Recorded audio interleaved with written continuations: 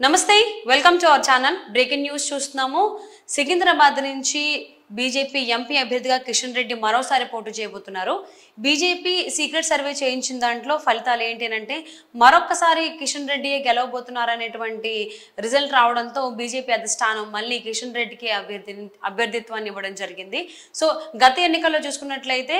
BRS నుంచి తలసాని సాయి కిరణ్ యాదవ్ గారు పోటీ చేయడం సో ఆయన బలహీన అభ్యర్థి కాబట్టి కిషన్ రెడ్డి గారు గెలవడం జరిగింది బీజేపీ నుంచి అంటే అని చెప్పి వార్తలు వస్తూ ఉన్నాయి సో ఈసారి అయితే కాంగ్రెస్ తరపున సీఎంగా ఉన్నటువంటి రేవంత్ రెడ్డికి అలాగే కిషన్ రెడ్డికి సన్నిహిత సంబంధాలు ఉన్నాయి కాబట్టి కాంగ్రెస్ నుంచి కూడా ఒక బలహీన అభ్యర్థిని పోటీ చేయించేటువంటి అవకాశం ఉంది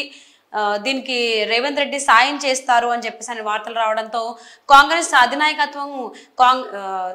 రేవంత్ రెడ్డి గారి పైన సీరియస్ అయ్యారు అలాగే అంతర్గత విచారణ కూడా కోరారు అన్నట్టుగా వార్తలు వస్తున్నాయి మరి అంశానికి సంబంధించి మనతో మాట్లాడడానికి వారి విశ్లేషణని మనతో పంచుకోవడానికి ఈ రోజు మనతో పాటు ఉన్నారు సీనియర్ పొలిటికల్ అనలిస్ట్ డాక్టర్ అంద సత్యం గారు ఉన్నారు వారితో మాట్లాడదాం నమస్తే అండి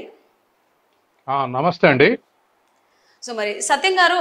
సికింద్రాబాద్ నుంచి బీజేపీ ఎంపీ అభ్యర్థిగా మరోసారి కిషన్ రెడ్డి గారే పోటీ చేయబోతున్నారు దీనికి రేవంత్ రెడ్డి గారు కూడా సాయం చేయబోతున్నారు అన్నట్టుగా వార్తలు వస్తూ ఉన్నాయి దీన్ని ఏ విధంగా చూడాలి అంటారు ఎంతవరకు వాస్తవం వాస్తవం ఉండే అవకాశం లేదండి ఎందుకంటే గతంలో స్టూడెంట్ ఆర్గనైజేషన్స్ లో రకరకాల ఆర్గనైజేషన్స్ లో పనిచేస్తారు అది కాలేజీలో ఉన్న అట్రాక్షన్ తర్వాత కాలేజీలో ఉన్నటువంటి ఫ్రెండ్స్ తర్వాత ఎంగేజ్ ఉన్నటువంటి ఆబ్జెక్టివ్స్ వీటన్నిటితోటి స్టూడెంట్ ఆర్గనైజేషన్ లో పనిచేస్తారు బహుశా రేవంత్ రెడ్డి కాలేజ్ డేస్ లో ఏబీవీపీలో తిరగటం తర్వాత ఆర్ఎస్ఎస్ లో కార్యకర్తగా ఉంటాం అట్లా కిషన్ రెడ్డికి తర్వాత రేవంత్ రెడ్డికి పరిచయాలు ఉండే అవకాశం ఉంది సన్నిహితంగా మెలిగి ఉంటారు కూడా కానీ ఆ తర్వాత రాజకీయాలకు వచ్చిన తర్వాత ఇంకెప్పుడు కూడా బీజేపీ తోటి కలిసి వ్యవహరించలేదు రేవంత్ రెడ్డి అంటే జడ్పీటీసీ ఎన్నికైనప్పుడు కానీ ఆ తర్వాత ఎమ్మెల్సీగా ఎన్నికైనప్పుడు కానీ ఎప్పుడు కూడా బీజేపీ సంవాదాలు నెరిపినట్టుగా మనకు రికార్డ్ లేదు కాబట్టి వాటి దృష్ట్యా కిషన్ రెడ్డికి వ్యతిరేకంగా బలహీన అభ్యర్థిని నిలబెడతారు అని చెప్పేసి ఒక అంచనా రెండోది ఏమిటంటే బొంతు రామ్మోహన్ సిట్టింగ్ మేయర్ కాదు వారు మెసేజ్ చేసిన ఆయన చేసిన సిట్టింగ్ మేయర్ కాదు కాబట్టి ఎప్పుడో 2 years బ్యాక్ 3 years బ్యాక్ బలహీనపడ్డటువంటి అభ్యర్థిని మరి ఎంపీ అభ్యర్థిగా పెడతారని నేను అనుకోవట్లేదు ఒకవేళ ఎంపీ అభ్యర్థిగా పెడితే కూడా బలహీన అభ్యర్థి కాబట్టి కిషన్ రెడ్డి కోసం పెడుతున్నటువంటి ఒక నెగటివ్ టాక్ రేవంత్ రెడ్డి మీద నడిచే అవకాశం ఉంది ఓకే సో అంటే బీజేపీ సీక్రెట్ సర్వే చేయించుకుంది సో దాంట్లో రిజల్ట్ ఏంటి అంటే ఖచ్చితంగా మరోసారి కూడా కిషన్ రెడ్డి గెలిచేట అవకాశం ఉంది అన్నట్టుగా వార్తలు వస్తున్నాయి కదా సో దీని గురించి మీరేమంటారు వాస్తవం ఏంటంటే వాళ్ళ అడ్వాంటేజ్ ఉన్న నియోజకవర్గాల్లో నెంబర్ 1 సికింద్రాబాద్ నెంబర్ 2 ఆదిలాబాద్ కాబట్టి మేము గెలుస్తాం అనేటువంటి హోప్స్ వాళ్ళకు ఉండొచ్చు తర్వాత రెండవది రాజకీయ నాయకులు ముందే లీకేజెస్ నెగటివ్ ఇవ్వరు పాజిటివ్ గానే ఇస్తారు వాళ్ళ పార్టీకి అనుకూలంగా ఇస్తారు ఇప్పుడు మోడీ 370 సీట్లు గెలుస్తాం అంటున్నాడు అది వాస్తవానికి చాలా సర్వే సంస్థలు కొట్టిపాడేస్తున్నాయి అవకాశం లేదని అయినా లీకేజ్ ఇస్తారు ఎందుకంటే అడ్వాంటేజ్ తీసుకోవటానికి ఇస్తారు కాబట్టి కిషన్ రెడ్డి కూడా డెఫినెట్ గెలుస్తుండని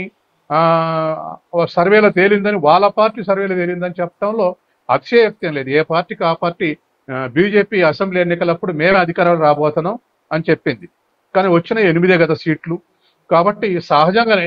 ఎవరి క్యాండిడేట్కి అనుగుణంగా వాళ్లకు ఆ సర్వే రిపోర్ట్స్ ఉన్నాయని లీకేజ్ ఇవ్వడం సహజం అదే సందర్భంలో కిషన్ రెడ్డి సెంట్రల్ మినిస్టర్ ఉన్నాడు కాబట్టి సహజంగానే అడ్వాంటేజ్లు ఉంటాడు గతంలో సిట్టింగ్ సీట్ కాబట్టి అడ్వాంటేజ్లు ఉండే అవకాశం అయితే మనం తీసి పారేయలేం ఓకే సో మరి అలాగే ప్రస్తుతానికైతే సికింద్రాబాద్ ఎంపీగా బీజేపీ నుంచి మాత్రమే క్యాండిడేట్ ని అనౌన్స్ చేయడం జరిగింది కాంగ్రెస్ నుంచి కానీ బీఆర్ఎస్ నుంచి కానీ ఎవరు అభ్యర్థి అని మనకి ఇంకా తెలియదు బట్ ఎప్పుడైతే బీజేపీ ఎంపీ అభ్యర్థిగా కిషన్ రెడ్డి అన్నారో కాంగ్రెస్ నుంచి బొంతు రామ్మోహన్ గారి పేరు వినిపిస్తూ ఉంది సో ఒకవేళ బొంతు రామ్మోహన్ గారు పోటీ చేయించకపోతున్నట్లయితే రేవంత్ రెడ్డి ఇంకెవరిని పోటీ చేయించేటువంటి అవకాశం ఉంది అనుకోవచ్చు అంటే రంగారెడ్డి జిల్లా ఈ పార్లమెంట్ నియోజకవర్గంలో రంగారెడ్డి హైదరాబాద్ రూరల్ హైదరాబాద్ సిటీ మొత్తం కలిపి ఉన్నటువంటి నియోజకవర్గం ఈ నియోజకవర్గంలో ఓట్ల రీత్యా చూస్తే బీజేపీ తర్వాత బీఆర్ఎస్ మొన్న అసెంబ్లీ ఎన్నికల్లో ఓటింగ్ లో తెచ్చుకుంది దరిదాపు దరిదాపు బీఆర్ఎస్ సీటు పార్లమెంట్ సీటు అనేంత ఓట్లు తెచ్చుకుంది.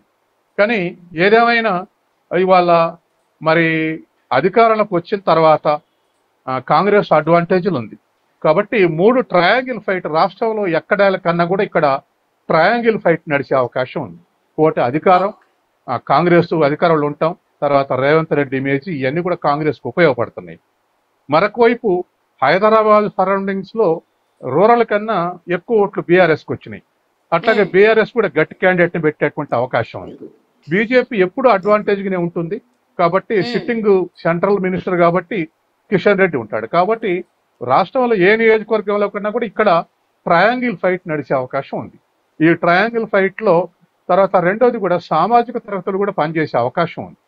అంటే ఎవరి సామాజిక తరగతి ఎంత ఉందనేది. మూడోది క్యాండిడేట్ యొక్క క్యారెక్టర్, క్యాండిడేట్ యొక్క ఇమేజ్ కూడా ఇంప్రెస్ చేసే అవకాశం ఉంది. ఎప్పుడైనా ట్రయాంగిల్ ఫైట్ నడిచినప్పుడు ఒకటి 3 పార్టీలకు ఉన్న ఇమేజ్, రెండోది 3 పార్టీలను పెట్టిన క్యాండిడేట్ల యొక్క ఇమేజ్, మూడోది 3 క్యాండిడేట్ల ముగ్గురు క్యాండిడేట్ల యొక్క సామాజిక తరగతి, ఇవన్నీ కూడా ఇక్కడ నిర్ణయించేటువంటి అవకాశం ఉంది. తర్వాత నాలుగవది ఇది పార్లమెంట్ సీటు కాబట్టి దేశవ్యాప్తంగా ఎవరు అడ్వాంటేజ్లు ఉన్నారు, ఎవరిలో ఉన్నారు అనేది కూడా కొంతమేరకు ఇక్కడ ప్రభావం చూపెట్టే అవకాశం ఉంది. కాబట్టి ఇన్ని వేరియబుల్స్ ఉన్నప్పుడు రేవంత్ రెడ్డి ఎవరినో ఒకరిని పెట్టి గెలిపిస్తాడు, ఓడిస్తాడు అనుకోవటానికి వీల్లేదు. బొంతు రామ్మోహన్ అయితే మాత్రం సహజంగానే వీక్ క్యాండిడేట్ అని అనుకునే అవకాశం ఉంది. ఎందుకంటే అవతల బీఆర్ఎస్లో ఉండగానే ఆయన మేయర్ క్యాండిడేట్ కాదు వాళ్ళ కుటుంబం, కాబట్టి బలహీనపడ్డ తర్వాత చేరాడు. అందుకని ఇప్పుడు బొంతు రామ్మోహన్కి టికెట్ ఇస్తారని నేనైతే అనుకోవట్లేదు. అలా అనుకున్నప్పుడు ఈ చర్చ వస్తుంది. ఓకే, సో మరి రేవంత్ రెడ్డికి అలాగే కిషన్ రెడ్డికి సన్నిహిత సంబంధాల దృష్ట్యా రేవంత్ రెడ్డి కిషన్ రెడ్డికి సపోర్ట్ చేస్తారనేటువంటి టాక్ వస్తుంది. దీనిపైన కాంగ్రెస్ అధినాయకత్వం రేవంత్ రెడ్డి పైన సీరియస్ అయ్యారు, అంతర్గత విచారణ కూడా ఆదేశించారు అన్నట్టుగా వార్తలు వస్తున్నాయి. దీనిపై మీ అభిప్రాయం ఏంటి? వాటిని మనం కొట్టిపారేయలేం కానీ ఇన్ఫర్మేషన్ అయితే ఇచ్చే అవకాశం ఉంది. ఒకవేళ రేవంత్ రెడ్డి రాజీ పడుతున్నాడు లేదా రేవంత్ రెడ్డి కిషన్ రెడ్డికి అడ్వాంటేజ్ ఇస్తున్నాడు అని అనుకుంటే మాత్రం ఇన్ఫర్మేషన్ ఇవాళ కాంగ్రెస్ పార్టీలో అందరూ ఐక్యంగా ఉన్నప్పటికీ ఎవరైనా అడ్వాంటేజ్ తీసుకుంటే వాళ్ళ గురించి ఇన్ఫర్మేషన్ అధిష్టానానికి ఇచ్చే అవకాశం ఉంది. స్టూడెంట్ లైఫ్ లో కలిసి పనిచేశారు కాబట్టి లేదా ఆర్ఎస్ఎస్ లో కలిసి పనిచేశారటువంటి అభియోగాలు ఉన్నాయి. కాబట్టి అటువంటిది ఏదన్నా ఉంటే ఆ ప్రయత్నం చేస్తారంటే మాత్రం రేవంత్ రెడ్డి ముఖ్యమంత్రిగా ఉండి ఆ పని చేస్తాడు అనుకోవట్లే నేను. ఎందుకంటే సీనియర్లు కాదని అధిష్టాన వర్గం ఒక అవకాశం ఇచ్చింది. ఆ అవకాశాన్ని ఇంకా ఎస్టాబ్లిష్ చేసుకోవడానికి ప్రయత్నం చేస్తాడు తప్ప ఏదైనా మైనస్ అయ్యేటువంటి పనులు చేసి తను నెగిటివ్ గా ట్రెండ్స్ తెచ్చుకుంటాడని నేను అనుకోవట్లేదు. అందుకని అలా ఉంటే మాత్రం ఖచ్చితంగా ఇన్ఫర్మేషన్ అధిష్టానం చేరే అవకాశం ఉంది, అధిష్టానాన్ని రిజెక్ట్ చేసే అవకాశం ఉంది, రిజెక్ట్ చేస్తే కూడా రేవంత్ రెడ్డి యాక్సెప్ట్ చేసే అవకాశం ఉంది. Okay, thank you so much అండి. Thank you.